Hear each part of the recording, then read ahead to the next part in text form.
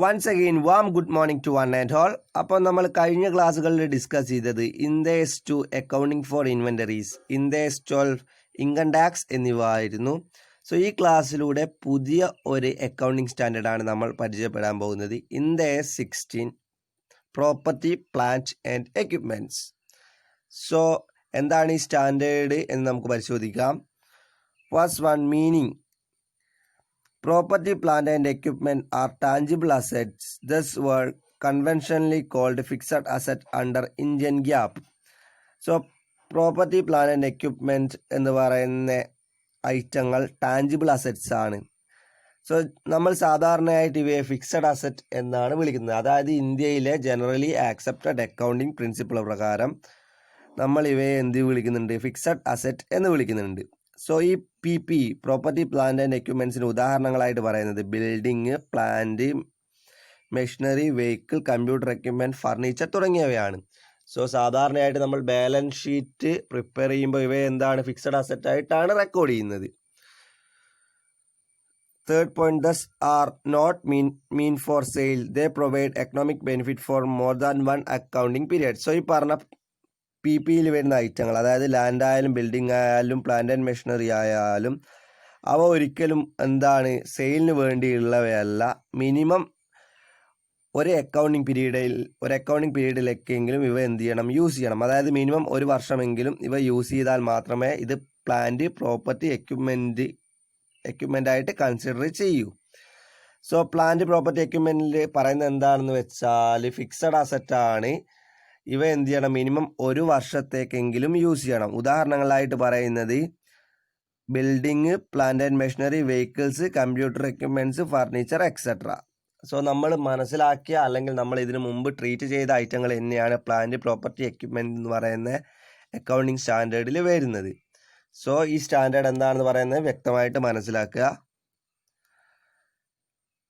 അടുത്തായിട്ട് പറയുന്നത് objective of Ind AS 16. അതായത് നമ്മൾ ഇതിനു മുമ്പ് പഠിച്ച രണ്ട് സ്റ്റാൻഡേർഡിൻ്റെയും ഡിസ്കസ് ചെയ്ത അതേ ഒരു ഫോർമുല അല്ലെങ്കിൽ അതേ ഒരു ഫോർമാറ്റ് തന്നെയാണ് നമ്മൾ ഇതും ഡിസ്കസ് ചെയ്യാൻ പോകുന്നത്. അടുത്തത് objective. The objective of Ind AS 16 is to prescribe the accounting treatment for plant, property and equipment. The principal issues are recognition of assets, the determination of carrying amount, calculation of depreciation and impairment losses in relation to them. So ഇൻഡേസ് 60 plant, property, equipments deal ചെയ്യുന്നത് ഈ ഐറ്റങ്ങൾ, അതായത് ഈ plant ആയാലും property ആയാലും equipment ആയാലും എങ്ങനെ record ചെയ്യണം, എങ്ങനെ റെക്കഗ്നൈസ് ചെയ്യണം എന്നുള്ള കാര്യമാണ് ഈ ഒരു ഇൻഡേസ് 16 പറയുന്നത്.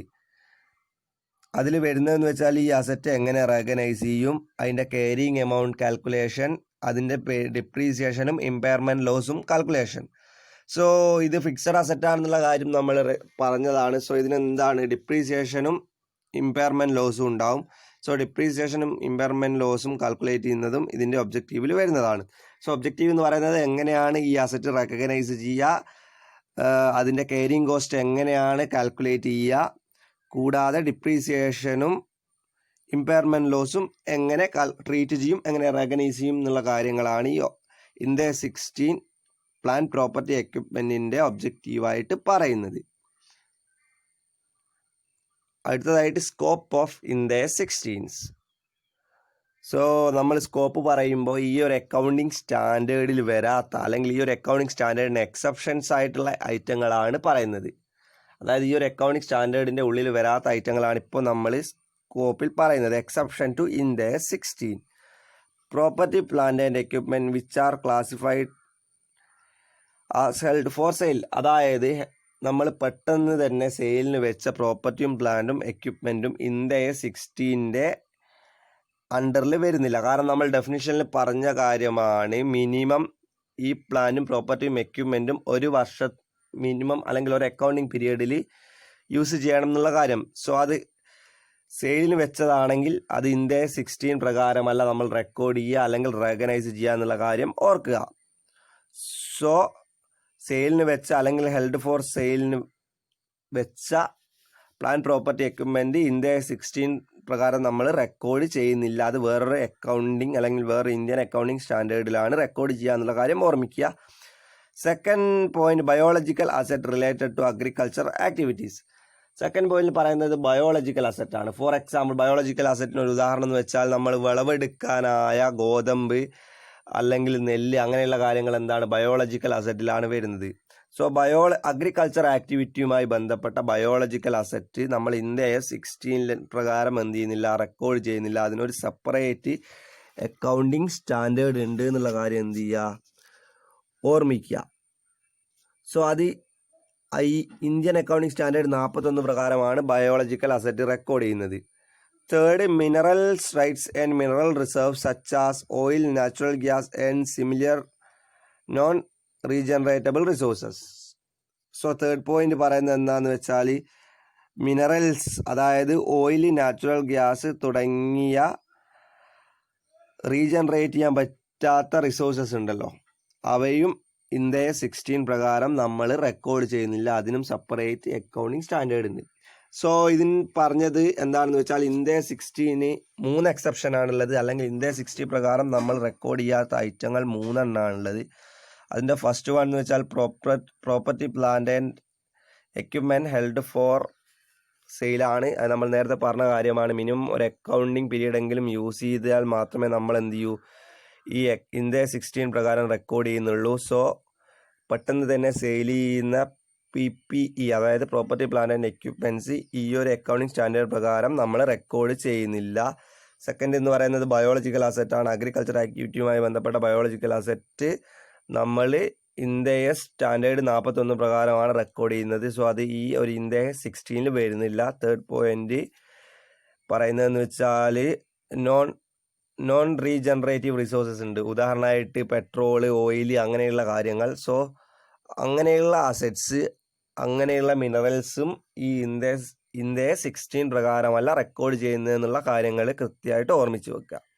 സോ ഈ ഒരു അക്കൗണ്ടിങ്ങിൻ്റെ സ്കോപ്പിൽ വരാത്ത ഐറ്റങ്ങൾ 3 എണ്ണമാണ്.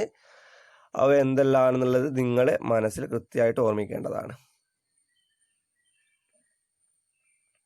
Next, definition of plant, property and equipment. നമ്മൾ മീനിങ് ഡിസ്കസ് ചെയ്തതാണ്. സോ മീനിങ് പറഞ്ഞ കാര്യങ്ങൾ തന്നെയാണ് ഡെഫിനിഷനിലും പറയുന്നത്.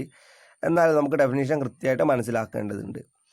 Property, plant and equipment are the tangible asset held for use in the production or supply of goods or services, or for rental to others, or for administrative purpose and expected to use for more than one accounting period. So നമ്മൾ നേരത്തെ meaning പറഞ്ഞ കാര്യങ്ങൾ തന്നെയാണ് ഈ PPE, plant, property and എക്യുപ്മെൻറ്റിൽ വരുന്നതെന്ന് വെച്ചാൽ tangible അസറ്റാണ്. Tangible asset എന്താണെന്ന് വെച്ചാൽ നമുക്കത് ടച്ച് ചെയ്യാനും കാണാനും പറ്റിയ ഫിക്സഡ് അസറ്റ്സ് ആണ് ഈ PPEയിൽ വരുന്നത്. സോ അത് നമുക്ക് അത് റെൻറ്റിന് കൊടുക്കാം, അല്ലെങ്കിൽ അഡ്മിനിസ്ട്രേറ്റീവ് പർപ്പസിന് ഉപയോഗിക്കാം. സോ ഇതിൻ്റെ ഫീച്ചറായിട്ട് പറയുന്നത് എന്താണ്, മിനിമം ഒരു അക്കൗണ്ടിങ് പീരീഡിലെങ്കിലും യൂസ് ചെയ്താൽ മാത്രമേ അത് പ്ലാന്റ്, പ്രോപ്പർട്ടി, എക്യുപ്മെൻ്റ് ആയിട്ട് കൺസിഡർ ചെയ്യുകയുള്ളൂ. സോ PPE ഡെഫിനിഷൻ പറയുന്നത് എന്താണെന്ന് വെച്ചാൽ ടാഞ്ചിബിൾ അസറ്റാണ്. PPE ടാഞ്ചിബിൾ അസറ്റാണ്. മിനിമം ഒരു അക്കൗണ്ടിങ് പീരീഡിലേക്കെങ്കിലും യൂസ് ചെയ്ത് കഴിഞ്ഞാൽ മാത്രമേ അതെന്ത് ചെയ്യൂ, പ്ലാന്റ്, പ്രോപ്പർട്ടി ആൻഡ് എക്യുപ്മെൻറ്റിൻ്റെ ഡെഫിനിഷനിലേക്ക് വരികയുള്ളൂ എന്നുള്ള കാര്യമാണ് ഇവിടെ പറയുന്നത്. അടുത്തതായിട്ട് നമ്മൾ ഡിസ്കസ് ചെയ്യുന്നത് അതർ ഡെഫിനിഷൻ. സോ ഈ ഒരു അക്കൗണ്ടിങ് സ്റ്റാൻഡേർഡുമായിട്ട് ബന്ധപ്പെട്ട വേറെ കുറച്ച് ടേംസ് ഉണ്ട്. അതായത് നമ്മൾ ഇനി പ്രോബ്ലം ചെയ്യുമ്പോൾ പരിചയപ്പെടേണ്ട കുറച്ച് ടേംസ് ഉണ്ട്. അവ എന്തൊക്കെയാണെന്ന് നമുക്ക് നോക്കാം. Fair value. Fair value is the amount for which an asset could be exchanged between knowledgeable willing parties. So നമ്മളിപ്പോൾ എന്ത് ചെയ്യുന്നു,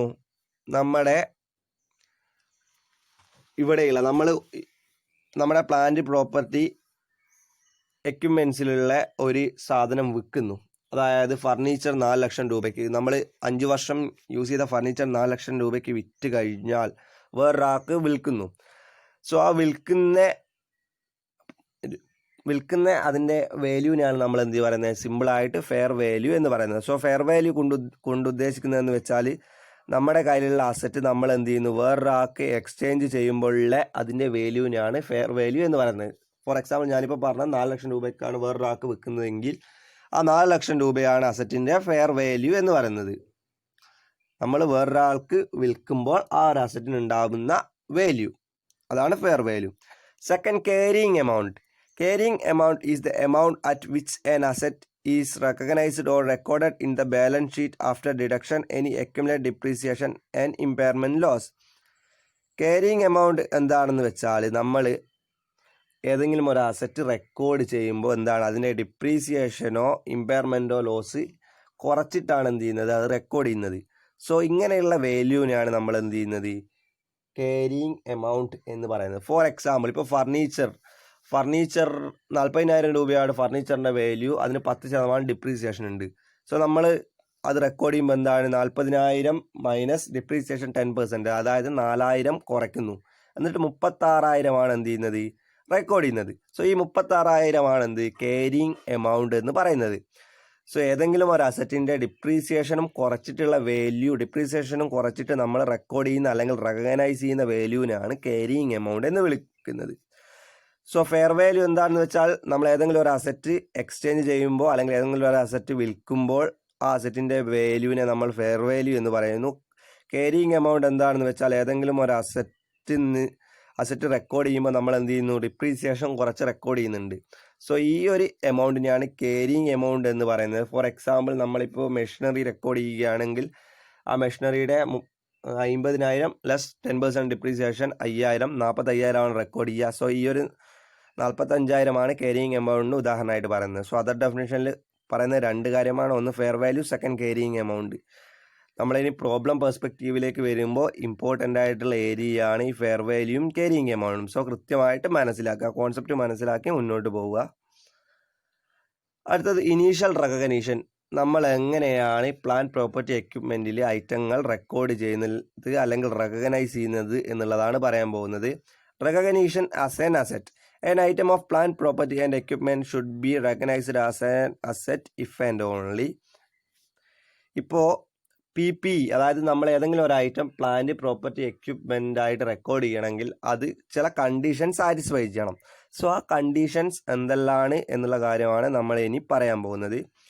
first one, it is probable that future economic benefit associated with item will flow to the entity.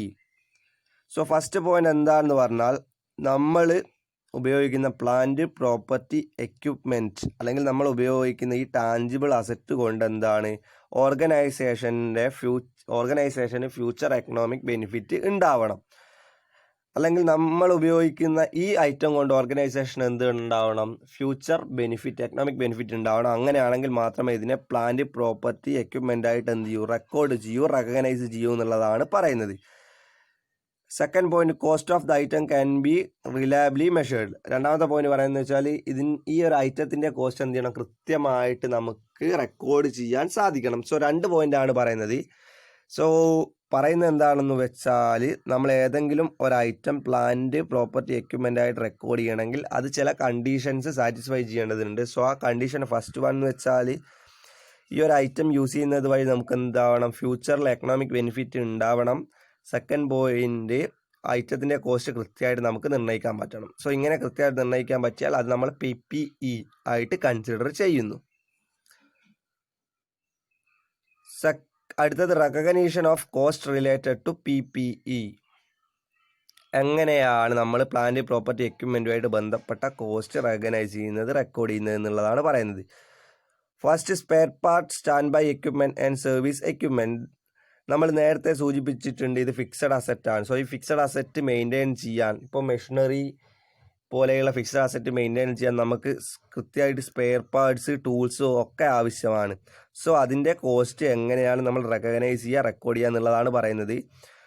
First, spare part, stand by equipment, service equipment. These are smaller items such as tool, dies and moulds. These are usually taken as inventory, hence these are taken as expenses and taken in the statement of profit and losses. നമ്മൾ നേരത്തെ പറഞ്ഞതുപോലെ ഈ ഒരു item അല്ലെങ്കിൽ machinery ആയാൽ അതിൻ്റെ മെയിൻറ്റെയിനിന് certain spare parts ആവശ്യം, അല്ലെ spare parts, stand by equipments, service equipments ഒക്കെ ആവശ്യമാണ്. സോ ഇത് നമ്മൾ എന്താണ് ഇൻവെൻ്ററി ആയിട്ടാണ് കൺസിഡർ ചെയ്യുന്നത്. ഇതിൻ്റെ കോസ്റ്റ് നമ്മൾ എന്ത് ചെയ്യുന്നു പ്രോഫിറ്റ് ആൻഡ് ലോസിൽ റെക്കോർഡ് ചെയ്യുന്നു എന്നുള്ള കാര്യമാണ് പറയുന്നത്. Second, safety and environmental equipments. ഇപ്പോൾ ചില ഇൻസ്ട്രുമെൻറ്റ്സ് നമ്മൾ എന്ത് ചെയ്യണം, ചില സേഫ്റ്റി എക്യുപ്മെൻറ്റ്സ് എന്ത് ചെയ്യേണ്ടി വരും, ആവശ്യമാണ്. ഫോർ എക്സാമ്പിൾ നമുക്ക് മെഷീനറിയുടെ എക്സാമ്പിൾ തന്നെ എടുത്താൽ മെഷീനറിയെ സേഫ് ഗാർഡ് ചെയ്യാൻ വേണ്ടിയിട്ട് നമ്മൾ എന്ത് ചെയ്യുന്നുണ്ട്, ചില ടൂളുകൾ അല്ലെങ്കിൽ ചില ഐറ്റംസ് എന്ത് ചെയ്യുന്നുണ്ട്, ഉപയോഗിക്കുന്നുണ്ട്. സോ ആ ഐറ്റംസ് എങ്ങനെ റെക്കഗ്നൈസ് ചെയ്യും എന്നുള്ളതാണ് ഇവിടെ ഡിസ്കസ് ചെയ്യുന്നത്. Items acquired for safety and environmental reasons are included in PPE. That is, they are recognized as asset. This is because they may be necessary for obtaining future economic benefits. ഇത് പറയുന്ന കാര്യം എന്താണെന്ന് വെച്ചാൽ, നമ്മൾ ഏതെങ്കിലും ഒരു ഐറ്റത്തിൻ്റെ safety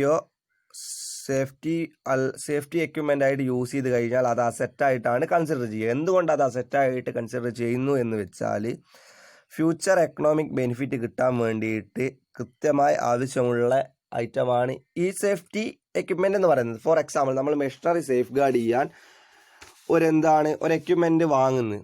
so ഈ ഒരു എക്യുപ്മെൻ്റ് ഉള്ളത് കൊണ്ടാണ് മെഷീനറി എന്ത് ചെയ്യുന്നത്, ഫ്യൂച്ചറിൽ നമുക്ക് എക്കണോമിക് ബെനിഫിറ്റ് തരുന്നത്, അല്ലെങ്കിൽ ഫ്യൂച്ചറിൽ എഫക്റ്റീവായിട്ട് പ്രവർത്തിക്കുന്നത്. സോ എക്കണോമിക് ബെനിഫിറ്റ് ഉണ്ടാക്കുന്നതിന് കൃത്യമായ ഒരു സ്ഥാനം ഈ സേഫ്റ്റി എക്യുപ്മെൻ്റ് എന്ത് ചെയ്യുന്നുണ്ട്, യൂസ് ചെയ്യുന്നുണ്ട്. സോ അതുകൊണ്ട് തന്നെ ഈ സേഫ്റ്റി എക്യുപ്മെൻറ്റ്സിനെ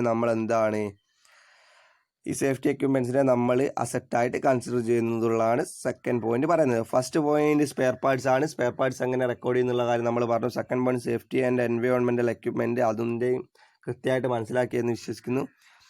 തേർഡ്, frequent replacements.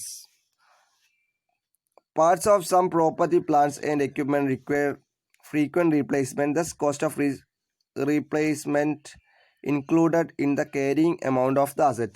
അതായത് നമ്മൾ ചില ഐറ്റങ്ങൾക്ക് എന്താണ് റീപ്ലേസ്മെൻറ്റ് കോസ്റ്റ് ആവശ്യമാണ്. ഈ റീപ്ലേസ്മെൻറ്റ് കോസ്റ്റ് എന്ത് ചെയ്യുന്നു, ക്യാരിയിങ് കോസ്റ്റിൽ റെക്കോർഡ് ചെയ്യുന്നു എന്നുള്ള കാര്യമാണ് നാം പറയുന്നത്. സോ ഈ ഒരു 3 പോയിന്റ് കൃത്യമായിട്ട് ഓർമ്മിച്ച് വെക്കുക. ഇന്ന് നമ്മൾ ഡിസ്കസ് ചെയ്തത് IND-AS 16 property, plant and equipment ആണ്. സോ IND-AS 16 എന്താണെന്നുള്ളത് നമ്മൾ മനസ്സിലാക്കി. ഡെഫിനിഷൻ, പിന്നെ അതുമായിട്ട് ബന്ധപ്പെട്ട ചില ഐറ്റം, ക്യാരിയിങ് കോസ്റ്റ്, പ്രോപ്പർട്ടി, ഈ ഒരു അക്കൗണ്ടിങ് സ്റ്റാൻഡേർഡുമായിട്ട് ബന്ധപ്പെട്ട ക്യാരിയിങ് കോസ്റ്റ് എന്താണെന്ന് നമ്മൾ മനസ്സിലാക്കി. കൂടാതെ ഫെയർ വാല്യൂ എന്ന് പറയുന്ന കോൺസെപ്റ്റ് കൃത്യമായിട്ട് റെക്കോർഡ് ചെയ്തു. പിന്നെ എങ്ങനെയാണ് ഇതിൻ്റെ റെക്കഗ്നീഷൻ എന്നുള്ള കാര്യവും നമ്മൾ ഡിസ്കസ് ചെയ്തു. സോ ഇന്ന് ഡിസ്കസ് ചെയ്തതിൽ എന്തെങ്കിലും ഡൗട്ടോ കാര്യങ്ങളോ ഉണ്ടെങ്കിൽ ചോദിക്കുക. സ്റ്റാൻഡേർഡ് കൃത്യമായിട്ട് മനസ്സിലാക്കി വെക്കുക. Thank you.